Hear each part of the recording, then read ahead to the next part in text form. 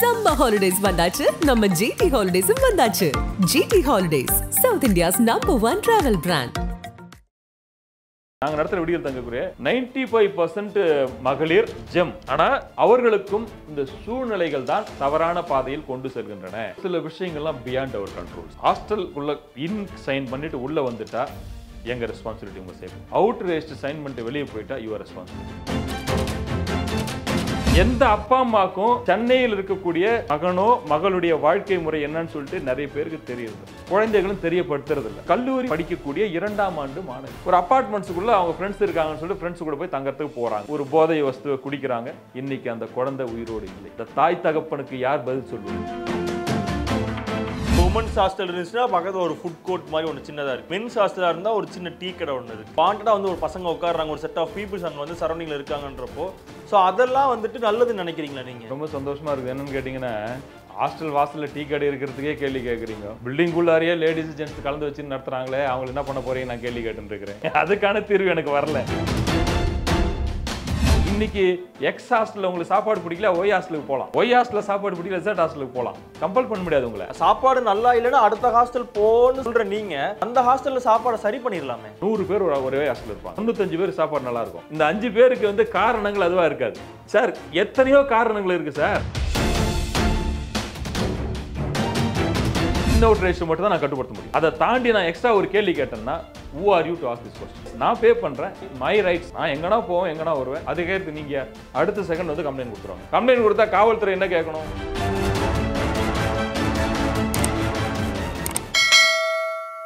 ஆரோரூட்ஸ் வணக்கம், நான் உங்கள் அஜித். ஸோ இன்னைக்கு என் கூட தமிழ்நாடு ஐடி விடுதி உரிமையாளர் சங்க தலைவர் சீதாராமன் சார் தான் நம்ம கூட இருந்திருக்காங்க. சார் வணக்கம் சார். வணக்கம். எப்படி இருக்கீங்க? நல்லா இருக்கேன் சார். ஆக்சுவலாக என்னன்னா சார், சென்னையை நம்பி ஒரு நாளைக்கு ஒரு 1000 பேர், அதிகபட்சமாக சொல்லணும்னா ஒரு 2000-3000 பேர் வந்துக்கிட்டே தான் இருக்காங்க. வேலை தேடுறதா இருக்கட்டும், படிக்கிறதா இருக்கட்டும், எல்லாருமே முதல்ல தேடுற ஒரு விஷயம் என்னென்னா ஒரு நல்ல பிஜி வேணும், எங்களுக்கு நல்லதாக ஒரு இடம் வேணும், தங்குறதுக்கு சாப்பிட்றது எல்லாம் சேர்த்து ஒரு பிஜி வேணும்னு சொல்லிட்டு தான் இருக்கு. பெண்கள் என்ன மாதிரியான பிரச்சனைகளுக்கெல்லாம் உண்டாகுறாங்க? இந்த மாதிரி தனியாக போய் தங்குறதோ இல்லை ஃப்ரெண்ட்ஸ் கூட போய் தங்கிக்கிறேன், நாங்கள் போய் அந்த இடத்துல இருக்கோம், இங்கே போகிறோம், நைட் ஆனால் வெளியே போக முடியல. இந்த பப் கல்ச்சர்லாம் இப்போ வந்து ரொம்ப ட்ரெண்டாக போயிட்டு இருக்கு. நைட்டு மிட் நைட்டில் 1 மணி வரைக்கும் பப்பு போகணும். ஆனால் ஹாஸ்டல் போனால் இதெல்லாம் போக முடியாது, ரெஸ்ட்ரிக்ஷன் இருக்கும். இப்போ பசங்களுக்கே 10 மணினா பெண்களுக்கு ஒரு 9 மணிக்குள்ளலாம் உள்ளே வரணும், கேட்லாம் க்ளோஸ் பண்ணிடணுன்ற ஒரு ரூல்ஸ் தான் இருக்குல்ல சார். அப்படி போகும்போது பெண்கள் எந்த அளவுக்கு இதில் வந்து பாதிக்கப்படுறாங்க இப்போ? சார் நான் சொல்கிறது பார்த்தீங்கன்னா 95% இன்னைக்கு வரைக்கும் நான் சொல்லுவேன். நீங்கள் கோலியை விட்டுருங்க, அப்பார்ட்மெண்ட்ஸ் விட்டுருங்க, எங்களை போன்ற விடுதிகளை தங்கக்கூடிய நாங்கள் நடத்துகிற விடுதிகள் தங்கக்கூடிய 95% மகளிர் ஜெம், தங்கமான பிள்ளைங்க தான், எந்த தப்பும் கிடையாது. ஆனால் அவர்களுக்கும் இந்த சூழ்நிலைகள் தான் தவறான பாதையில் கொண்டு செல்கின்றன. ஒரு சின்ன எக்ஸாம்பிள் தான். ஒரு 2 மாதத்துக்கு முன்னாடி சென்னையுடைய புறநகரில் என்ன நடந்தது எல்லாத்தையும் நியூஸ் சேனலில் பார்த்துருப்பீங்க. ஒரு டெல்டா மாவட்டத்தை சார்ந்த ஒரு மாணவி, ஒரு ஸ்டூடெண்ட். இதெல்லாம் வந்து ரொம்ப பெயின்ஃபுல்லான விஷயம். ஏன் பெற்றோர்கள் இந்த மாதிரி இருக்காங்கன்னு புரியல. புரிஞ்சுக்கணும், அக்கம் பக்கம் புரிஞ்சுக்கணும். ஒரு கல்லூரி படிக்கக்கூடிய 2ஆம் ஆண்டு மாணவி ஒரு அபார்ட்மெண்ட்ஸுக்குள்ள அவங்க ஃப்ரெண்ட்ஸ் இருக்காங்கன்னு சொல்லிட்டு ஃப்ரெண்ட்ஸ் கூட போய் தங்கறதுக்கு போறாங்க. ஃப்ரெண்ட்ஸ் கூட போய் தங்க போறப்ப என்ன நடக்குது? அந்த சூழல்ல ஏதோ ஒரு போதை வஸ்துவை குடிக்கிறாங்க. இன்னைக்கு அந்த குழந்தை உயிரோடு இல்லை. அந்த பெண் இன்னைக்கு உயிரோடு இல்லை. அந்த தாய் தகப்பனுக்கு யார் பதில் சொல்வது? அவங்க எவ்வளவு கனவுகளோடையும் கற்பனைகளோடையும் அந்த பாப்பாவை சென்னை போன்ற பெருநகர் படிக்க வைக்க அனுப்பிச்சிருப்பாங்க. இன்னைக்கு அந்த குழந்தை இல்லை சார். எது உருவாக்கிச்சு? இது ஒவ்வொரு பெற்றோர், இதே அந்த பெற்றோருக்கு இந்த மாதிரி ஒரு கல்ச்சர் இருக்குது. தனியா தங்கினா அவங்களுக்கு வந்து சுதந்திரம் எக்கச்சக்கமா இருக்குது. ஹாஸ்டல்ல தங்கினாதான் ஒரு கட்டுப்பாடு இருக்குன்ற ஒரு உணர்வை அந்த பெற்றோர்களிடம் உருவாக்க வேண்டிய கடமை இந்த சமுதாயத்திற்கும் அரசாங்கத்திற்கும் காவல்துறைக்கும் சமூக நலத்துறைக்கும் இருக்கின்றது. அவங்க ஹாஸ்டல்ல என்னெல்லாம் கேள்வி கேட்டு அவங்கள தொலைக்கலாம்னு நினைக்கிறாங்களே தவிர ஹாஸ்டல் இவ்வளவு சேஃப்டி இருக்குதே, இதை சரி பண்ணிக்கலாம்னு நினைக்க மாட்டேன்றாங்க. இன்னைக்கு அதனால நம்ம இழந்தது ஒரு பெண் குழந்தையினுடைய உயிர். இதே ஒரு பெண் குழந்தை தப்பி தவறி ஹாஸ்டல்லையோ பிஜிலையோ இந்த சம்பவம் நடந்திருந்தால் இன்னைக்கு ஒட்டுமொத்த இந்தியாவும் அதை வந்து ஒரு அவல் மாதிரி மென்னு எடுத்திருப்பாங்க. இது வரைக்கும் ஒருத்தராவது ஒரு மீடியாவாவது அப்பார்ட்மெண்ட்டினால் இந்த குழந்தைக்கு இந்த மாதிரி ஆச்சு, அதுக்கு ஒரு வரமுறைப்படுத்தணும். பேச்சுலர்ஸ் லேடிஸ், பேச்சுலர்ஸ் ஜென்ஸ் தங்குற அப்பார்ட்மெண்ட்ஸுக்கு ஒரு வரமுறைப்படுத்துங்க. சார் அதே மாதிரி இப்போ பிஜியில் நைட்டு வெளியே போயிடுறாங்க, அதாவது ஹாஸ்டலுக்கு தெரியாமலே வெளியே போயிடுறாங்க, ஊருக்கு போகிறேன் இல்லை இன்னைக்கு வந்து ரிலேட்டிவ் வீட்டுக்கு போகிறேன்னு சொல்லிட்டு வெளியே போயிடுறாங்க. ஸோ அது மூலியமாக ஏதாவது ஒரு தப்பு நடந்துருச்சுன்னா அதை எப்படி நீங்கள் ஹேண்டில் பண்ணுறீங்க அந்த மாதிரியான விஷயத்தெல்லாம்? இப்போது சார் இப்போ ஒரு சில விஷயங்கள்லாம் பியாண்ட் அவர் கண்ட்ரோல் சார். நம்ம வந்து வெளிப்படையாக ஒரே ஒரு விஷயம் சொல்கிறோம், ஹாஸ்டலுக்குள்ளே சைன் பண்ணிவிட்டு உள்ளே வந்துட்டா எங்கள் ரெஸ்பான்சிபிலிட்டி, உங்கள் சேஃப்டி. அவுட் ரேஸ்ட் சைன் பண்ணிட்டு வெளியே போயிட்டா யுவர் ரெஸ்பான்சிபிலிட்டி. இதை நாங்கள் சொல்வதற்கு காரணம் என்னன்னா, அந்த வார்த்தையை சொன்னாதான் அவங்க 10 மணிக்குள்ள உள்ள வருவாங்க. பேரண்ட்ஸ்கிட்டே அதான் சொல்லுவோம், 10 மணிக்குள்ள உங்க வீட்டில் உங்க பாப்பாவுக்கு ஃபோன் பண்ணி பேசிருங்க, எங்கப்பா இருக்கிற, ஹாஸ்டல் வந்துட்டியா, ஹாஸ்டல் வரல எங்களுக்கு தகவல் சொல்லுங்க. ஏன்னா நம்ம ஒவ்வொரு நாளும் ஃபோன் பண்ணி அவங்க பேரண்ட்ஸ் சொல்லிட்டு இருந்தோம்னா அந்த பிள்ளைங்களை வந்து டவுட் பண்ணுற மாதிரி ஆகிடும். அதனால வந்து எப்பயுமே இப்போ 3 டைம் ஷிஃப்ட் போகிற பிள்ளைங்க இருக்காங்க சார். 3 ஷிஃப்ட் போகிற பிள்ளைங்கள நம்ம எதுவுமே பண்ண முடியாது. நைட்டு 12 மணிக்கு மேலே கிளம்பி போயிட்டு 2 மணி ஷிஃப்ட் போயிட்டு காலையில் 8 மணி வரவங்க இருக்கிறாங்க. அந்த மாதிரி போகிற பிள்ளைங்களுக்கு கரெக்டாக வந்து இந்த அவங்களுடைய ஆஃபீஸ் கேபே வந்துடும், கூட்டு வந்துடுவாங்க. இன்டென்ஷனாக சொல்லிட்டு இந்த மாதிரி போகிற பிள்ளைங்களும் இருக்கிறாங்க. என்ன பண்ணுறது, எங்களுக்கு அந்த கட்டுப்பாடு இல்லையே. நாங்கள் அவங்கள கட்டுப்படுத்தணும்னா இன்அவுட் ரேஷியோ மட்டும் தான் நான் கட்டுப்படுத்த முடியும். அதை தாண்டி நான் எக்ஸ்ட்ரா ஒரு கேள்வி கேட்டேன்னா, who are you to ask this question? Sir உங்களுக்கு என்ன சார் கேள்வி இருக்குது? நான் பே பண்ணுறேன், அதில் கேட்பாங்களா சார்? நான் பே பண்ணுறேன், திஸ் மை ரைட்ஸ். நான் எங்கன்னா போவேன், எங்கன்னா வருவேன், அது கேட்கு நீங்கள் யார்? 95% கேட்க மாட்டாங்க, 5%. 95% வந்து அண்ணா ப்ளீஸ்ண்ணா, அக்கா ப்ளீஸ்க்கா, அக்கா எனக்கு இம்பார்ட்டன்ட் ஒர்க் இருக்கா, என் ஃப்ரெண்டுக்கு பர்த்டேக்கா, நாங்கள் எல்லோரும் இன்றைக்கி நைட்டு ஒரு சினிமாவுக்கு போகிறோம், இல்லை டீம் மீட்டிங் இருக்குது, அந்த மாதிரி ஜெனினாக சொல்லிட்டு போகிற பிள்ளைங்க நான் பற்றி நான் சொல்ல வரல. ராயிலாக கூட பேசுவாங்க, திஸ் இஸ் மை ரைட். ஒவ்வொன்றுத்துக்கும் ஒரு சிஸ்டம் இருக்கும் சார். ஹாஸ்டலுக்கும் ஒரு சிஸ்டம் இருக்கும்.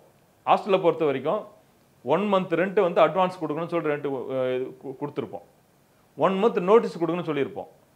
இன்டென்ஷனாக வேறு கம்பெனி ஒரு உங்களுக்கு பெங்களூர்லேயோ மும்பையிலையோ உங்களுக்கு வந்து ஒரு வேலை கிடச்சி நீங்கள் போகிறீங்கன்னாக்கா அது வேறு விஷயம்.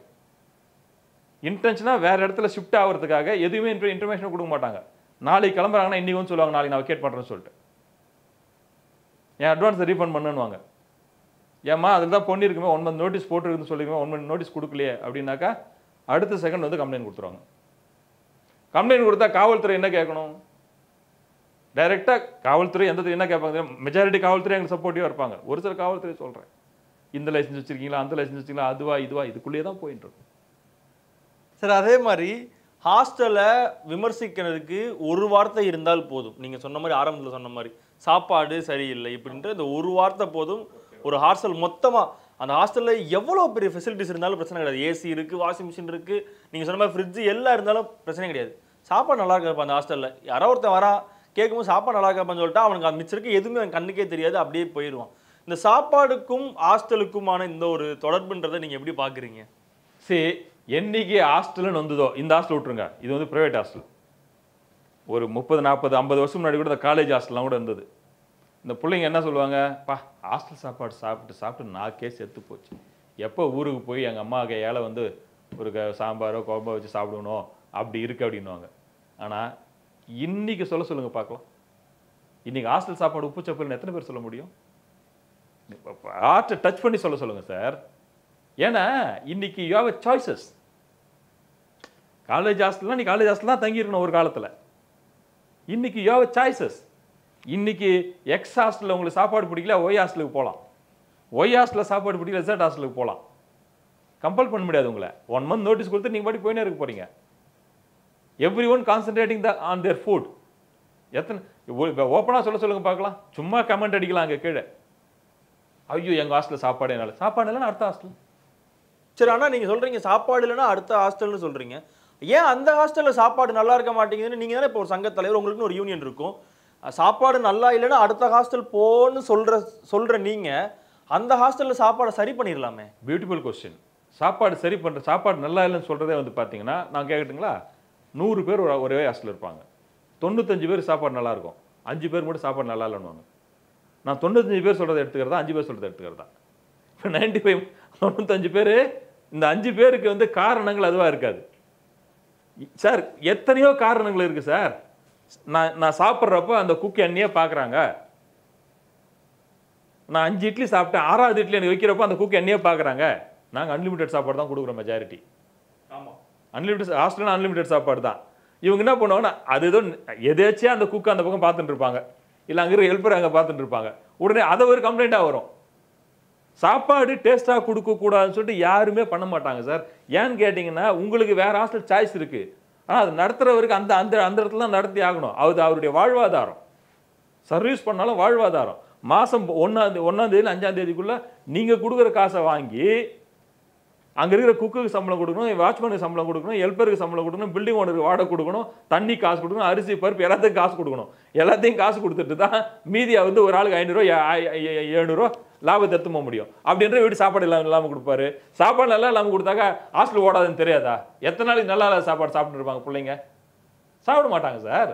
அதனால தான் நான் வேற ஹாஸ்டல் போங்கன்னு சொல்ல வரல, எந்த ஹாஸ்டலையும் வந்து சரியான சாப்பாடு கொடுக்காதீங்கன்னு சொல்ல வரல. நாங்கள் ஃபஸ்ட்டு எங்கள் மக்களுக்கு அறிவுறுத்துறதே வந்து ஃபுட் இஸ் ஃபஸ்ட். பிள்ளைங்க எங்கேயோ 1000 500 2000 கிலோமீட்டர் தூரத்துலேருந்து வருதுங்க. அந்த பிள்ளைங்களுக்கான நல்ல சுகாதாரமான சுத்தமான சுவையான உணவு கொடுங்க. ஏன்னா நமக்கு சுவையாக இருக்குது, நார்த் இந்தியாவிலேருந்து வரவங்களுக்கு சுவையாக இருக்காது. நார்த் இந்தியா கொடுக்குற சப்பாத்தியில் இருக்க அந்த அந்த டேஸ்ட்டு நம்மளுக்கு பிடிக்காது. நான் இங்கே எல்லாரையும் மேனேஜ் பண்ணணும். ஒரு வீட்டில் 5 பேர் இருக்கிறோன்னா காலையில் வந்து ஒருத்தர் தோசை பிடிக்குது, ஒரு பொங்கல் போகிறது, உப்புமா பிடிக்குது. ஆனால் அம்மா என்ன பண்ணுவாங்க, ஒரு நாளைக்கு பொங்கல் ஒரு நாளைக்கு உப்புமா தான் பண்ண முடியும். அந்த மைண்ட் செட் வந்து ஹாஸ்டலில் வந்தால் பிள்ளைங்க இருக்கிறது இல்லை. ஹாஸ்டலில் வந்தால் ஐயோ இன்னைக்கு ஃபுல்லாக உப்புமாவா? இந்த உப்புமா பிரச்சனை பெரிய பிரச்சனையாக இருக்கும். வாரத்தில் 2 நாள் உப்புமா போடுறீங்களே அப்படின்ற ஒரு கேள்வி வரும். இப்போல்லாம் நிப்பாட்டேன் சார் உப்புமாவே. நான் ஹாஸ்டல் ஓனர்ஸே உப்புமா வேணான்றேன் சார். இப்போ நாங்கள் சார் அதே மாதிரி இப்போ பசங்க வராங்க, பேரண்ட்ஸ் தான் இல்லை சார், பசங்க மட்டும் வராங்க இல்லை பொண்ணுங்க மட்டும் வராங்க, ஒரு ஹாஸ்டலுக்குள்ளே போகணுன்னா இந்தந்த விஷயங்கள்லாம் பார்த்து சரியாக இருந்தால் மட்டும் அந்த ஹாஸ்டலில் போய் சேருங்க அப்படின்னா என்னென்னா பிள்ளைங்களுக்கு நான் ஃபஸ்ட்டு சொல்கிற அட்வைஸ் வந்து பார்த்தீங்கன்னா போர்டு இருக்கான்னு பாருங்கள். ஃபஸ்ட்டு வந்து யார் ஒருத்தர் ஹாஸ்டல் நடத்தினாலும் ஹாஸ்டலுக்கு போர்டு இருக்கணும். சிசிடிவி கேமரா இருக்கான்னு பாருங்கள். ஃபஸ்ட்டு போர்டு இருக்கான்னு பாருங்கள், சிசிடிவி கேமரா இருக்கான்னு பாருங்கள். நடத்துகிறவங்க யார், வார்டனா ஓனரா? நீங்கள் சந்திக்கிறது வார்டன் அங்கே இருந்தாலும் ஓனர்கிட்ட ஒரு வார்த்தை ஃபோன் பண்ணி பேசுங்க. ஃபுட்டை டேஸ்ட் பண்ணிவிட்டு உள்ளே வாங்க. நான் திரும்ப திரும்ப சொல்கிறேன், எல்லாருக்கும் சொல்லுவேன், எந்த ஹாஸ்டலாக இருந்தாலும் ஃபுட்டை ஃபஸ்ட்டு டேஸ்ட் பண்ணிவிடுங்க. டேஸ்ட் பண்ணிவிடுங்க. சேஃப்டியை பாருங்கள். அந்த பில்டிங்கை சுற்றி எப்படி இருக்குது, பில்டிங்கை சுற்றி எப்படி இருக்குது. ஒரு காம்பவுண்டில் ஏறி குதிக்கிற அளவுக்கு காம்பவுண்ட் இருக்குதா? ஒத்துக்காதீங்க. ஏன்னா நான் ஒத்துக்கிறது இல்லை. நான் எங்கள் அசோசியேஷன் எல்லாரையும் சொல்கிறது தான். எந்த பக்கத்துலேருந்து, ஏன்னா இன்னைக்கு எல்லா திருடர்களுக்கும் டார்கெட்டே வந்து ஹாஸ்டல்ஸ் தான். ஒரு பொருளை திருடணுன்னாக்கா அவங்களுக்கு டார்கெட்டு ஹாஸ்டல்ஸ் தான். காரணம் என்னன்னு கேட்டிங்கன்னா ஹாஸ்டல்ஸில் வந்து 4 ஷிஃப்ட் வேலை செய்கிறவங்க இருப்பாங்க. அவங்க அந்த ரூமை வந்து லாக் பண்ண மாட்டாங்க. நமக்குள்ளே 4 பேர் இந்த 4 விதமான ஷிஃப்ட் இருக்கிறதுனால ரூம் லாக் பண்ணாமே படுத்து தூங்குவாங்க. நம்ம லாக்கர் கொடுத்துருப்போம், லாக்கரில் வைங்க மொபைலை, லாக்கரில் வைங்க லேப்டாப்னு சொன்னாக்கா வைக்க மாட்டாங்க. அந்த இது மேலே படுக்கையிலே வந்து வேலை பண்ணுவாங்க. அப்படியே வச்சுட்டு அப்படியே படுத்துருவாங்க. நீங்கள் கூட பண்ணி சிரிக்கிறீங்க, நீங்களும் பண்ணீங்கன்னு நினைக்கிறேன். பண்ணிட்டு படுத்துருவாங்க. அதே மாதிரி படுத்துன்னு இருக்கிறப்போ ரூமை மூடிட்டு படுக்க மாட்டாங்க. ஏன்னு கேட்டிங்கன்னா அடுத்த ஷிஃப்ட் முடிச்சுட்டு வர தட்டினாருனாக்கா நம்ம போய் எழுந்து கதவு திறக்கணுன்றதுக்காக அந்த லேசினஸ்னாக திறந்து வச்சே படுத்துருவாங்க.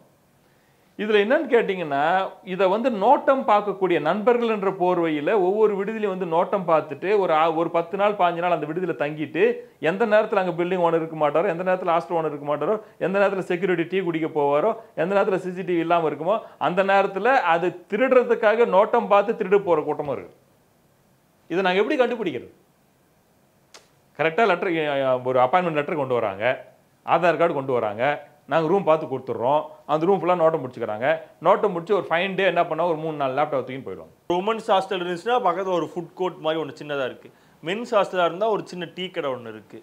ஸோ அப்படி இருக்கும்போது பசங்க வாண்டடாக வந்து உட்காரதுக்கான இடமா இருக்கலாம். ஒரு உமன்ஸ் ஹாஸ்டல் பக்கத்துலேயே ஒரு கடை இருக்குன்னா வாண்டடாக வந்து ஒரு பசங்க உட்காடுறாங்க, ஒரு செட் ஆஃப் பீப்புள்ஸ் அங்கே வந்து சரௌண்டிங்கில் இருக்காங்கன்றப்போ ஸோ அதெல்லாம் வந்துட்டு நல்லதுன்னு நினைக்கிறீங்களா நீங்கள்?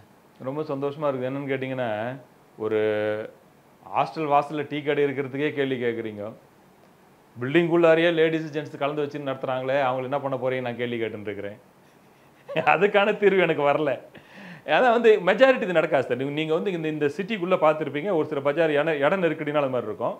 பல பகுதிகளில் வந்து ஹாஸ்டல் இண்டிவிஜுவல் பில்டிங் தான். இது கூட அட்டாச்சாக இருக்கிறது கஷ்டம். ஏன்னா இங்கே உங்கள் பகுதியில் வந்து இது பஜார் அப்படின்றதுனால இருக்கலாம். அது இங்கேயே கூட நீங்கள் பார்த்தீங்கன்னா நிறைய இருக்காத மாதிரி. சரி, கடைசியாக ஒரே ஒரு கேள்வி சார். நிறைய விஷயங்கள் வந்து ஷேர் பண்ணி நிறையா விழிப்புணர்வு சார்ந்து சொன்னீங்க. என்னன்னா இப்போ பெண்களாக இருக்கட்டும், ஆண்களாக இருக்கட்டும், யாராக இருந்தாலும் சரி, உள்ளே வரும்போது ஒரு ஒரு இதில் வராங்க. உள்ளே வந்ததுக்கு அப்புறம் ஏதோ ஒரு பழக்கம், ஏதோ ஒரு விஷயத்தினால வந்துட்டு ஒரு தவறான நெறிமுறையில் இல்லை ஒரு தவறான வழியில் வந்து போயிடுறாங்களே சார். ஸோ அவங்க எல்லாருக்குமே ஒரு சில சின்ன அட்வைஸ் சொல்லணும். நான் வந்து இவ்வளோ வருஷமாக ஹாஸ்டல் இருக்கேன், இவ்வளோ விஷயங்கள் வந்து பார்த்துருக்கேன், புதுசாக உள்ளே வரீங்கன்னா இந்த விஷயத்துக்குள்ளே தயவு செய்து போகாதீங்க அப்படின்னா என்ன சொல்லுவீங்க?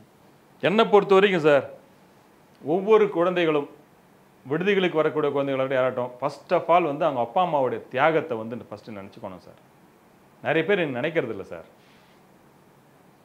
நான் ஒரு சில சுதந்திரத்தில் நம்ம தலையிட முடியாது. உடைகள் சுதந்திரமோ, நடைமுறை சுதந்திரமோ, பேச்சு சுதந்திரமோ அதிலெல்லாம் நம்ம தலையிட முடியாது. ஆனால் அவங்களுக்கு அந்த பொறுப்பு என்ன பொறுப்புன்னு கேட்டிங்கன்னா, எந்த அப்பா அம்மாவுக்கும் சென்னையில் இருக்கக்கூடிய தன்னுடைய மகனோ மகளுடைய வாழ்க்கை முறை என்னன்னு சொல்லிட்டு நிறைய பேருக்கு தெரியறது, குழந்தைகளும் தெரியப்படுத்துறது இல்லை. அப்பா அம்மா கிட்ட சொல்ல முடியாத ஒரு வேலையை நீங்கள் செய்யாதீங்க. அப்பா அம்மா கிட்ட சொல்ல முடியாத வேலையை செய்யாதீங்க. இந்த உலகத்தில் சார் யாரை ஒன்றா நீங்கள் எதனா பண்ணுங்க, நான் அப்பா அம்மாவை மட்டும் ஏமாத்தாதீங்க. அப்பா அம்மா மட்டும்தான் கடைசியில் ஏன்னா ஒரு சின்ன எக்ஸாம்பிள் சொல்கிறேன். ஒரு பெரிய டெரரிஸ்ட்டு அவங்க அம்மா என்ன சொன்னாங்க, என் புள்ள நல்லா வந்தாங்க, யாரோ கெடுத்துட்டு இருப்பாங்க, சேர்க்க சரியில்லை. எப்பயுமே அந்த அம்மா வந்து அவன் பிள்ளைய வந்து எந்த அம்மா அப்பா அந்த பிள்ளைங்களை வந்து தப்புன்னு சொல்ல மாட்டாங்க.